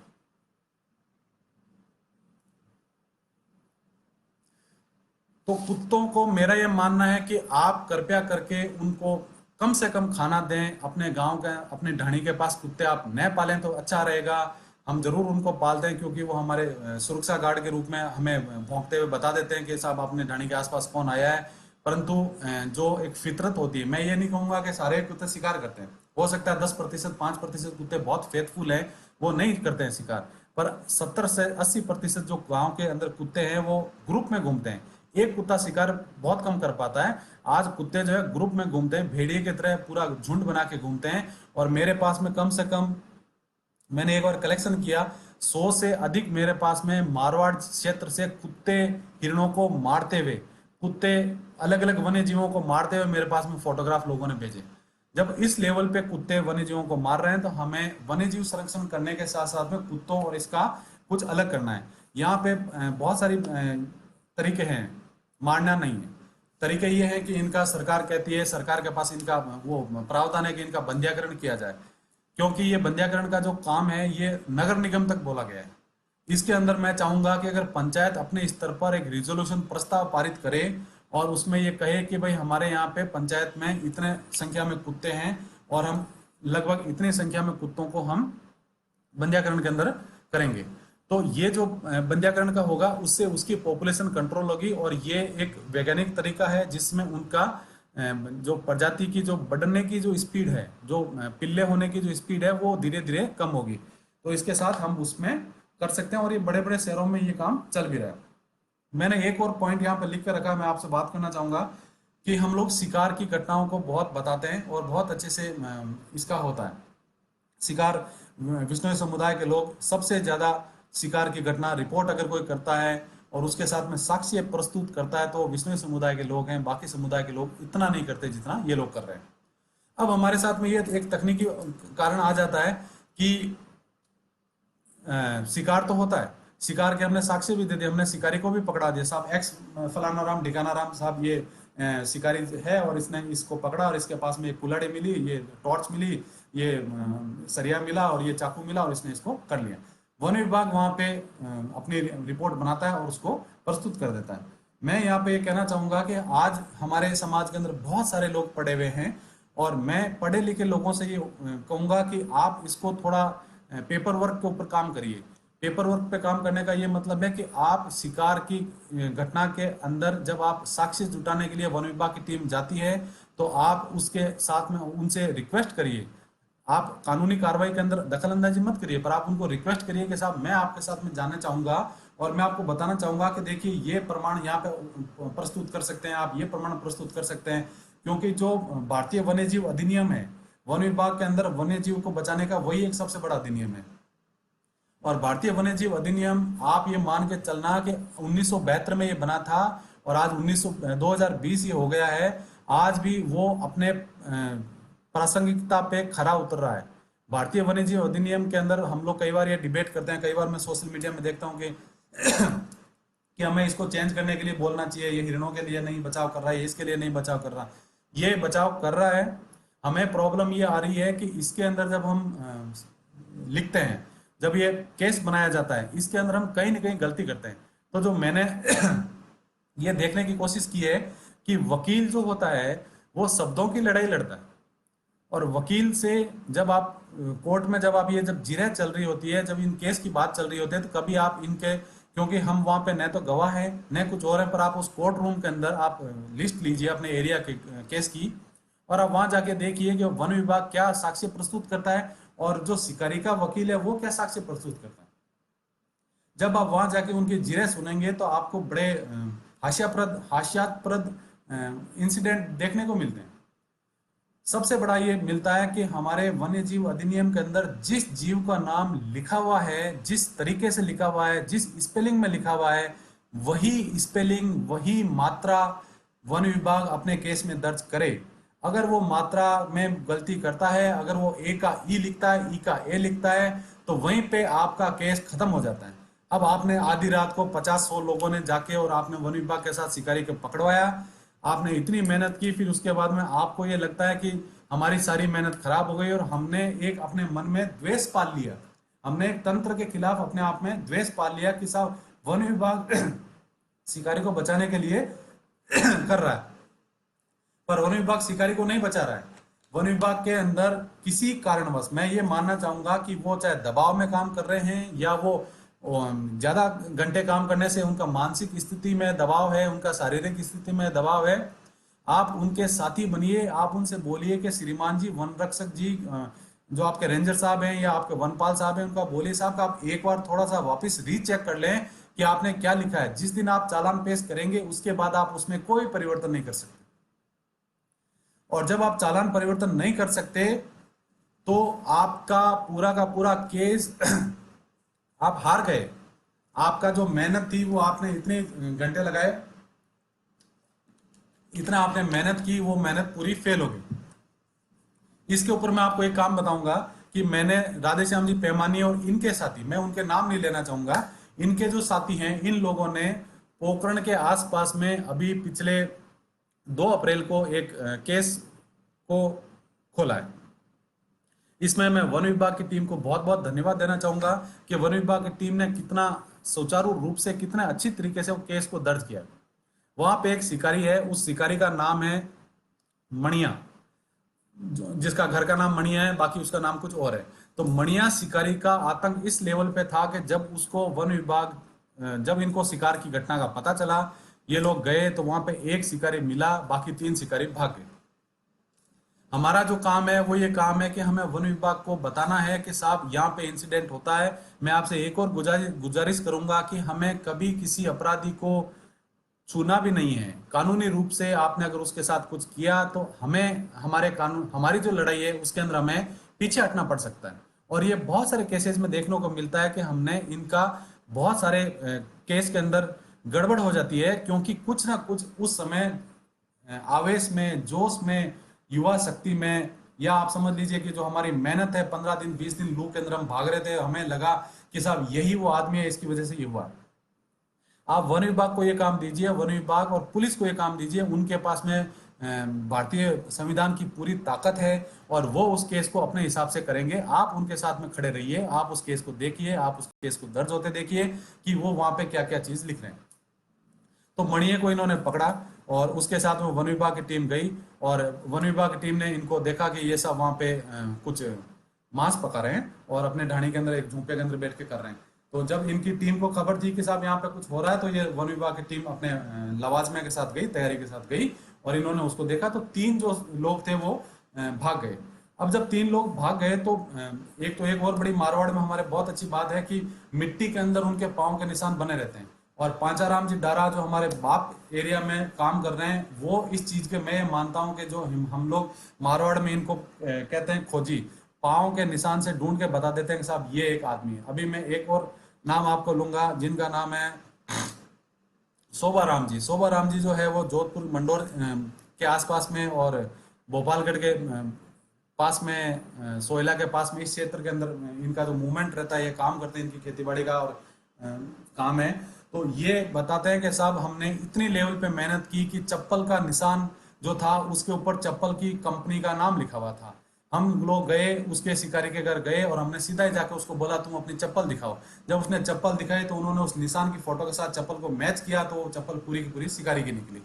तो इस प्रकार के थोड़ा इनसाइट जिसको हम लोग कहते हैं कि थोड़ा जासूसी तरीके से आपको काम करना चाहिए। और जो हमारा ये काम है, जो मणिया का मैं आपको बता रहा हूँ, ये मवा गांव का रहने वाला है। अजासर के पास में मवा, रामदेवरा और अजासर के बीच में मावा या मवा गांव कहते हैं इसको। वहां पे ये मिला और इसके जो साथी वो बैठे हुए थे, सब शिकार कर रहे थे, सब शिकारी मांस पका रहे थे। उनका सबका इन्होंने जुटाए, साक्षी हुए, सब कुछ हुआ और फिर ये हुआ कि साहब मणिया तो भाग गया। और क्योंकि जो अपराधी होता है वो, आप ये मान के चलिए कि आपके आने से पहले उसको भनक लग जाती है कि मेरे साथ में कुछ गड़बड़ होने वाला है और वो अपने कार्यक्रम को कर करा के निकल जाता है। पीछे बचते हैं उसके साक्ष्य। तो जो साक्ष्य है उनको आप जुटाने की कोशिश करिए। वन विभाग को बोलिएगा कि हर चीज का आपको साक्ष्य जुटाना है। और इसके अंदर जब तक कि आज हमारे यहाँ पे तकनीक इस लेवल पे पहुंच गई है कि डीएनए फिंगरप्रिंटिंग से हम लोग खून की बूंद से, पके हुए मांस से, जली हुई हड्डी से हम लोग डीएनए निकाल के बता देते हैं कि ये कौन सी प्रजाति का है। तो जब हमें ये वैज्ञानिक, जब हमारे पास में जानकारी मिली हुई है, था वन विभाग से अनुरोध करिए और उनको बोलिए कि आप ये सारे साक्ष्य इनके साथ में आप केस के साथ में रजिस्टर्ड करिए और इनको आप जांच करने के लिए भेजिए। और जब ये जांच का रिपोर्ट आएगा तो आपका केस, ये मानता हूं कि आपका केस पक्का 200% पक्का हो जाएगा कि साहब ये वही जानवर का मांस है। कई बार क्या होता है कि जब केस बनता है तो वो साक्ष्य नहीं जुटा पाते, और जो साक्ष्य नहीं जुटा पाते, या समझ लीजिए कि नियत नहीं होती, या थके हुए होते हैं, या कुछ ऐसा होता है कि सारे के सारे भाग जाते हैं और छूट जाते हैं। तो ये मैं आपको कुछ थोड़ा सा बता रहा था कि युवा पीढ़ी जो है वो तकनीक है, आजकल सबके पास में मोबाइल फोन है, सबके पास में वीडियो है। आप इनमें से 2-3 लोग वीडियो बनाइए, 2-3 लोग उनकी अच्छी अच्छी फोटो लीजिए, जो आपको जो प्रमाण मिले, जो साक्षी मिले, उनको आप भी कलेक्ट करिए और आप उन साक्षियों को वन विभाग को शेयर करिए। आप उनको दीजिए कि साहब आप अगर नहीं जुटा पाए तो ये लीजिए, मैं आपको फोटो देता हूँ। मेरा ये मानना है आप उनको छूना मत, क्योंकि हमारा काम कानून को हाथ में लेना नहीं है, हमारा काम है कानून को मजबूत करना। और कानून मजबूत है और कानून के अंदर अगर कोई ढिलाई करता है तो वो कहीं ना कहीं केस दर्ज होने में ढिली हो जाती है, तो हमें उसको मजबूती से आगे बढ़ाना है। मैं ये और एक 2-3 बातें आप इसमें और जोड़ना चाहूंगा कि पिछले करीब 10 साल से 12 साल से हमारे यहाँ पे वन विभाग के अंदर युवा पीढ़ी ने बहुत वन विभाग में नौकरी ज्वाइन करी है। ये जो युवा वन रक्षक हैं, जो युवा वनपाल हैं, जो युवा रेंजर हैं, और अगर मैं आगे ऊपर तक जाऊं तो आईएफएस लेवल पे भी कुछ लोग लगे हैं। अगर हम लोग इन लोगों के साथ मिलके, या ये लोग अपने धर्म के नियमों को पालन करते हुए वन्य जीव संरक्षण पे काम करेंगे, तो ये आप समझ लीजिए कि एक तो वन रक्षक भी आपका हो गया, दूसरा वो विष्णुई जाति का हो गया, तीसरा उसके मन के अंदर पूरे के पूरे 29 नियम धरे हुए हैं कि भाई आप, मैंने तो ये पकड़ना ही पकड़ना है। तो उसको कानूनी रूप से सरकार ने भी सक्षम कर दिया है और धर्म में और संप्रदाय में और नियमों में जाम्बू जी ने उसको सक्षम कर दिया है। मैं यहाँ पे 2-3 लोगों का नाम लेना चाहूंगा मेरे जो संपर्क में ज्यादा आते हैं। बाकी मैं जितने भी विष्णु समुदाय के लोग हैं मैं सबको करबद्ध धन्यवाद करता हूँ। और वन विभाग वाले जो है उनको मैं और ज्यादा धन्यवाद देना चाहूंगा कि वो 2 ड्यूटी कर रहे हैं, एक वो सरकार की ड्यूटी कर रहे हैं, एक वो समाज की ड्यूटी कर रहे हैं। और उनके ऊपर नैतिक और मौलिक जिम्मेदारी भी है कि हमें ये काम करना है। मैं यहाँ पे मेरे बहुत अच्छे मित्र हैं जो भेराराम गोदारा है, जिनको हम लोग भेड़ जी कहते हैं बड़े प्यार से, और ये काकड़ी गांव के रहने वाले हैं। और काकड़ी गांव के रहने वाले हैं और अभी ये देसूरी रेंज के अंदर कुंभलगढ़ वन्य जीव अभ्यारण्य के अंदर वन रक्षक पे काम कर रहे हैं। और इनका जो एरिया है उसके अंदर तेंदुए से लेकर और नीचे छोटे से छोटे छिपकली तक का इनको पूरा ज्ञान है, इनको पूरा नॉलेज है। क्योंकि वन्य आज एक हमारा और एक अच्छी बात है कि हमारे समाज में लोग बहुत पढ़ाई कर रहे हैं, पढ़ाई कर रहे हैं, उसके साथ में आप जब नौकरी लगते हो तो आपकी जो पढ़ाई है वो काम आती है। तो जो भेराराम जी गोदारा है, भेराराम जी भेर जी विष्णु हमारे देसूरी के, उनको मैं बहुत बहुत धन्यवाद देना चाहूंगा जो बहुत अच्छा काम कर रहे हैं और पूरा का पूरा राजकीय नियमों से पालन करके वो काम कर रहे हैं। उसके साथ में नाम लेना चाहूंगा पोखरण रेंज के अंदर मेरे युवा साथी है सुरेश मांझू और हरीश बिश्नोई। और इनके साथ में एक और हमारे साथी है खेतोलाई के कमलेश बिश्नोई। ये 3 जो ये अपने वन रक्षक हैं पोखरण रेंज के, पिछले करीब 2-3 साल के अंदर इनके आने के बाद वहां पे वन्य जीव अपराध की जो घटनाएं हैं उनके अंदर लगातार कमी आई है। और इनके यहाँ पे वन्य जीव अपराध के घटनाओं के कौन कौन से होते हैं आप देखिएगा। हम लोग हिरण बचाने की बात करते हैं, कानून हमें ये कहता है कि हमें सब चीज बचानी है, और विष्णु समुदाय भी, विष्णु समाज के नियम भी हमें ये कहते हैं कि हमें सब चीज बचानी है। ये लोगों ने करीब 12 से 13 ऐसे सांडा जो एक होता है स्पाइनेटेड लिजर्ड हम कहते हैं कि छिपकली होती है जो जमीन में रहती है, इनके एरिया के अंदर सांडा बहुत है और सांडे का शिकार भी खूब होता है। इसको मैं इसलिए खूब होता है मैं इसलिए कहना चाहूंगा कि यहाँ पे पिछले 2-3 साल के अंदर इतने केस सांडे के दर्ज हुए हैं जितने केस चिंकारा के दर्ज नहीं हुए। तो इन लोगों ने बहुत अच्छा काम किया है। और साथ के साथ में थोड़े तरीके से मैं जुड़ा हुआ हूँ। आप ये समझ लीजिए मैं मन से जुड़ा हुआ हूँ। जब ये मुझसे बात करना चाहते हैं मैं इनसे बात करता हूँ, ये मुझसे राय लेना चाहते हैं मैं इनको राय देता हूँ। उसके साथ में मांगीलाल जी बिश्नोई है बाप में, जो बाप क्षेत्र के अंदर अभी एक रिसेंटली QRT टीम बनी है, क्विक रेस्पॉन्स टीम बनी है। क्योंकि ये जो एरिया है जोधपुर का और बीकानेर का, एक हमारे साथ में और बड़ी जिसको हम लोग रोचक प्रॉब्लम होती है। वो रोचक प्रॉब्लम क्या होती है कि कानून राजनीतिक बाउंड्री में बिलीव करता है, राजनीतिक सीमाओं में काम करता है। जोधपुर की पुलिस बीकानेर क्षेत्र में काम नहीं कर सकती, बीकानेर की पुलिस जैसलमेर क्षेत्र में काम नहीं कर सकती, और जैसलमेर की पुलिस बाड़मेर क्षेत्र में काम नहीं कर सकती। तो जो ये जितने भी बॉर्डर के जो एरियाज हैं, इन बॉर्डर के एरियाज के जो शिकारी है ये हमेशा ही इस बात का फायदा उठाते हैं कि अपराध उस साइड में जाके करेंगे और अपना घर इनका इधर होता है, तो इधर से इधर खेत की, जैसे हम लोग कहते हैं ना भाई, खेत की सीयू को आपने लांग दिया तो आप दूसरे के खेत में पहुंच गए। तो जो ये भौगोलिक एरिया में, भौगोलिक क्षेत्र में जो राजनीतिक बाउंड्री बनी हुई है, यहाँ पे कानून अपने जगह पे लिमिटेड हो जाता है। बाड़मेर का कानून, बाड़मेर का वन विभाग जैसलमेर के वन विभाग से अनुरोध करेगा कि आपके गांव के अंदर ऐसा एक शिकारी है जो हमारे एरिया में आके शिकार करके गया, तो यहाँ पे 2 जिले के वन विभाग को सामंजस्य बैठा के काम करना पड़ेगा। ऐसा ही बीकानेर क्षेत्र में। तो हमें ये लगता है, समाज के लोगों को, युवा लोगों को, मुझे लगता है कि यहाँ पे अपराध रुक नहीं रहा है। अपराध क्यों नहीं रुक रहा है? क्योंकि अपराध के जड़ में कुछ मूल कारण है। मूल कारण ये है कि वो अपराधी ने बहुत अच्छे से समझ लिए है कि अगर मैं उधर से इधर कूद गया या इधर से उधर कूद गया, मैं स्पेशली उदट गांव का नाम लेना चाहूंगा। पांचाराम जी, मांगीलाल जी और इनकी टीम बहुत अच्छे तरीके से काम कर रही है। मांगीलाल जी वन विभाग की तरफ से काम कर रहे हैं, पांचाराम जी अपने युवा साथियों के साथ मिलकर काम कर रहे हैं।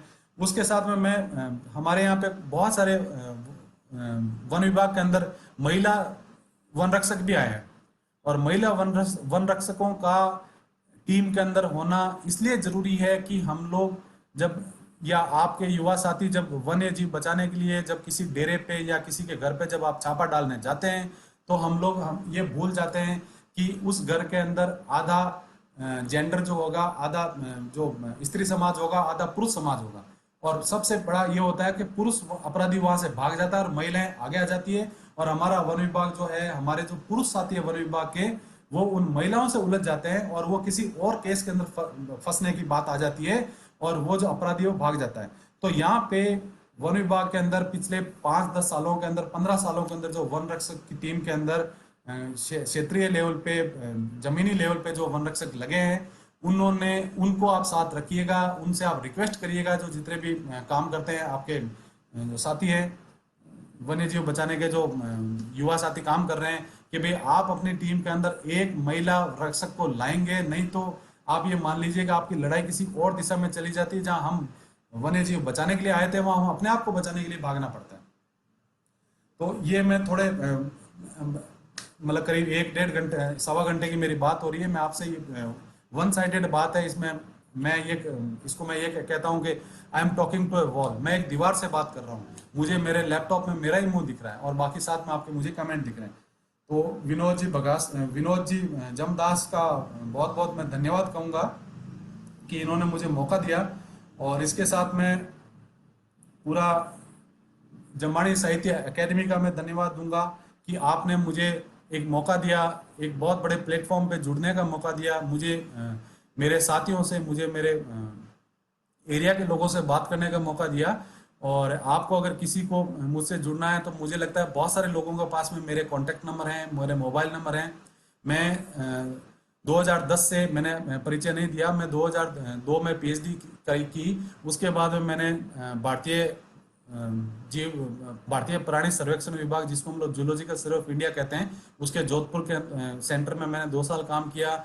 उसके बाद में मैंने भारतीय वन्य जीव संस्थान, जो एशिया का प्रीमियर इंस्टीट्यूट है देहरादून के अंदर, उसमें मैंने काम किया करीब 4 साल। उसके बाद 1 साल मैंने बॉम्बे नेचुरलिस्टिक सोसाइटी के अंदर वैज्ञानिक के रूप में मैंने काम किया मुंबई में। और उसके बाद मैंने लोहिया कॉलेज चूरू के अंदर करीब 2 साल अध्ययन अध्यापन का काम किया, मैं वहाँ पे लेक्चरर था यूजीसी के एक स्कीम के अंदर। उसके बाद में मैंने मेरे कुछ युवा साथियों के साथ मिलके सामाजिक स्तर पे और जमीनी स्तर पे काम करने के लिए मैंने एक छोटी सी संस्था का गठन करवाया 2007 के अंदर, जो ERDS नाम से जानी जाती है। उसके बाद मैं 2010 के अंदर दिल्ली के अंदर गुरु गोविंद सिंह इंद्रप्रस्थ विश्वविद्यालय, जो दिल्ली सरकार का विश्वविद्यालय द्वारका के अंदर मैं काम कर रहा हूँ। और यहाँ पे भी एक और बड़ी अच्छी बात होती है कि जो आपका शौक होता है, अगर आपको उसी चीज़ की नौकरी मिल जाए तो आप ये मान के चलिए कि आपको बहुत अच्छा लगता है। तो मैं यहाँ पे animal ecology and wildlife biology ही पढ़ाता हूँ और मैं वन्य जीवों के ही बारे में पढ़ता रहता हूँ। तो मैं कोशिश ये करता हूँ कि मैं मेरे क्षेत्र के अंदर काम करता हूँ। और ये 2002 से, जब से 1999 से मैंने पीएचडी की, तब से मैं पूरे एरिया के अंदर जितने भी मेरे कॉन्टेक्ट थे मैं उनसे वापस मिलने की कोशिश करता हूँ। और पिछले इतने साल के करीब 20 साल, 1999 से लेकर 2020 तक अगर आप माने तो मेरे 20 साल के जो शोध का जो यात्रा है, उसके अंदर मैंने लगभग 80 से 90 के आसपास मैंने वैज्ञानिक लेख छाप दिए, प्रस्तुत कर दिए, और मैंने रिपोर्ट्स लिखी, कुछ मैंने किताबों में अपने लेख लिखे, और मैंने वैज्ञानिक रूप से अपनी बात को बढ़ाने की कोशिश की और वन्य जीवों के ऊपर मेरे अध्ययन को मैंने आगे बढ़ाया। उसके बाद मैंने करीब 8 राष्ट्रीय और अंतर्राष्ट्रीय स्तर से पोषित कंजर्वेशन की प्रोजेक्ट्स मैंने किए। मैंने चिंकारा पे काम किया, मैंने ब्लैक बक पे किया, नीलगाय पे किया। उसके साथ में मैंने मरु लोमड़ी पे काम कर रहा हूँ, मैं मरु बिल्ली पे काम कर रहा हूँ। और एक जो मेरी प्रोजेक्ट है जो मेरे दिल के बहुत करीब है, मैं राधेश्याम जी बिश्नोई पेमानी और इनके बहुत सारे साथी, मैं उनका नाम इसलिए नहीं ले रहा क्योंकि बहुत सारे जो साथी, इसलिए मैं बोल रहा हूँ कि हमारे वो साथी ऐसे हैं जो हमें सटीक जानकारी देते हैं कि आज शिकार कहाँ हो रहा है, कल शिकार कहाँ हुआ था, कौन कौन से, इसलिए उनके नाम हम लोग पब्लिकली ज़्यादा शेयर नहीं करते।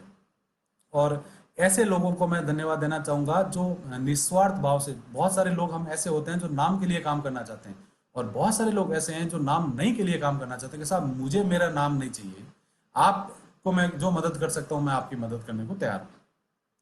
तो यहाँ पे मैं गोडाउन के लिए काम कर रहा हूँ, और गोडाउन के अंदर पूरे जैसलमेर जिले में, पूरे विश्व में एक बड़ी अच्छी बात है कि अब सिर्फ जैसलमेर जिले के अंदर ब्रीडिंग कर रही है। अच्छी बात यह है कि आज भी हमारे पास में ब्रीडिंग करते हुए गोडाउन की पॉपुलेशन है।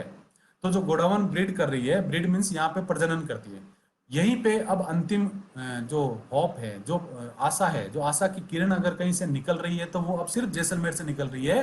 भारत भारत भर में जो मिलने वाला पक्षी है, जिसका नाम है ग्रेट इंडियन बस्टर्ड, इंग्लिश में कहते हैं, या हिंदी में इसको कहते हैं गोडावन। और जो गोडावन है वो जैसलमेर के मरू राष्ट्रीय उद्यान के अंदर अंडे देती है। उसके साथ में थोड़ा सा एरिया जो है रामदेवरा के पास में, मरू राष्ट्रीय उद्यान का ही एक एक्सटेंशन है, रामदेवरा के पास में एक एनक्लोजर, उसमें भी वो अंडे देती है। और बड़ी इंटरेस्टिंग बात है कि रामदेवरा से लेके और मरू राष्ट्रीय उद्यान सम के धोरों से आगे तक ये पूरे एक सी शेप में, एक जिसको हम लोग जीआईबी आर्क कहते हैं, उस आर्क क्षेत्र के अंदर ये पूरे साल मूवमेंट करती है। ऐसा नहीं कि सिर्फ मरू राष्ट्रीय उद्यान के अंदर ही ये गोडाउन मिलती है।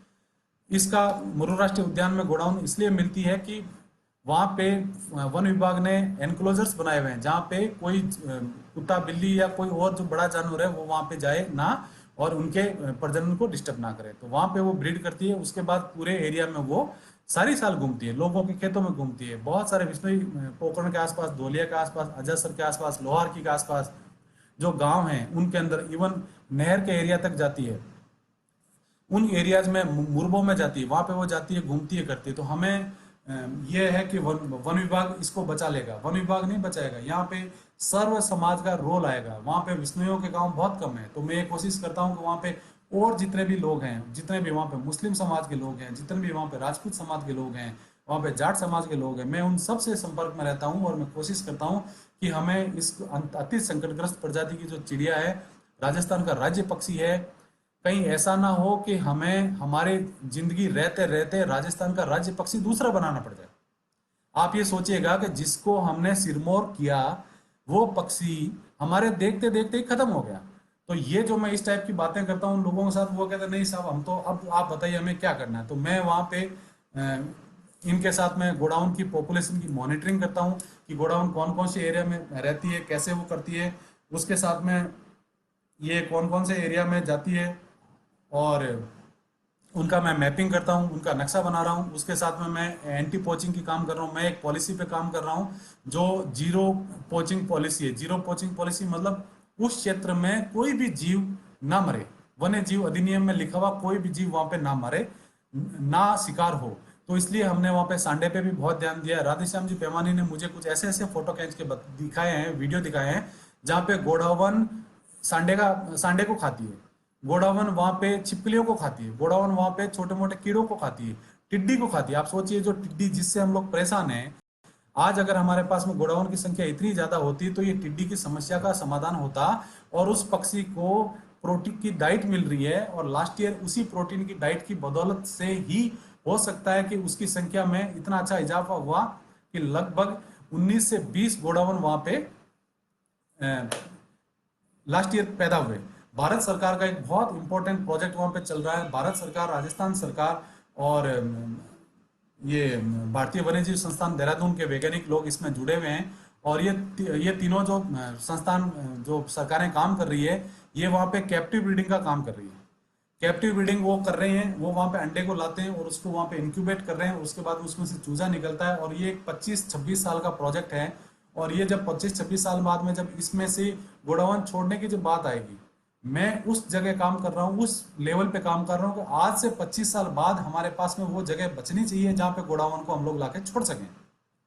तो मैं एक 25 साल लंबा विजन लेके चल रहा हूँ। इसलिए मैं वहाँ पे युवा जितने लोग हैं उनसे मैं जुड़ने की कोशिश करता हूँ कि आप मेरे साथ जुड़िए, गोडावन के एरिया में गोडावन के जैसा वातावरण बना रहे, इसके लिए मैं वहाँ पे कुछ किसानों के साथ बात कर रहा हूँ। हम लोग वहाँ पे ऑर्गेनिक जैविक खेती की बात कर रहे हैं, रासायनिक उपयोग कम से कम हो उस पर बात कर रहे हैं। तो बहुत सारे पिछले 3 साल से मैं इनके साथ जुड़ा हुआ हूँ, इनके साथ बात कर रहा हूँ। और मैं ये चाह रहा हूँ कि गोडावन, क्योंकि जैसे टाइगर रिजर्व के अंदर टाइगर की मैंने आपको इंपॉर्टेंस बताई, वैसे ही मारवाड़ के पश्चिमी राजस्थान के अंदर गोडावन ही वो पक्षी है जो हमें अंतर्राष्ट्रीय स्तर की ख्याति देता है। आज अगर गोडाउन कहीं बचा हुआ है तो वो सिर्फ पश्चिमी राजस्थान में बचा हुआ है। आज अगर गोडाउन कहीं बच्चे देता है, अंडे देता है, तो सिर्फ पश्चिमी राजस्थान में देता है। तो हमें मारवाड़ के अंदर गोडाउन के को बचाने की बात करनी है। पूरे एरिया के अंदर कैसे हम वन्य जीवों को बचा सकें, उसके लिए वन्य जीव विश्नोई समुदाय का बहुत बहुत मैं आभार व्यक्त करता हूं। और मैं सबको ये बोलता हूं कि हमारे सामने एक जीवंत उदाहरण प्रस्तुत है कि कैसे नियमों के अंदर रह के, नियमों के अंदर आप जीने की कोशिश करते हो, जिसको हम लोग साइंस की लैंग्वेज में सस्टेनेबल लिविंग कहते हैं। सस्टेनेबल लिविंग का मतलब ये है कि हम कम से कम चीज को उपयोग में लें और ज्यादा से ज्यादा हम उस चीज को उसी के वातावरण के अंदर छोड़ दें। सस्टेनेबल लिविंग विश्नोई समुदाय का एक जीवन का तरीका है। मैं कुछ और लोगों के नाम यहाँ पे लेना चाहूंगा।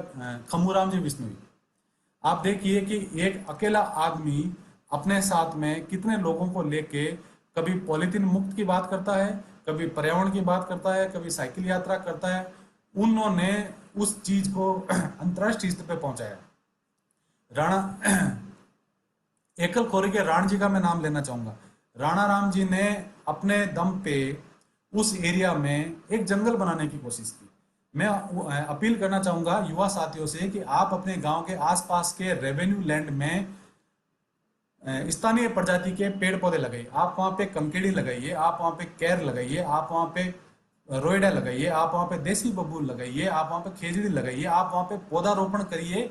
अपने दम पे अपने क्षेत्र पे 1 2 3 5 भी अगर आप पौधे लगाएंगे तो वो जो हमारा जो आसपास का ओरण गोचर का जो भाग है उसके अंदर हम एक छोटा सा जंगल बना सकते हैं।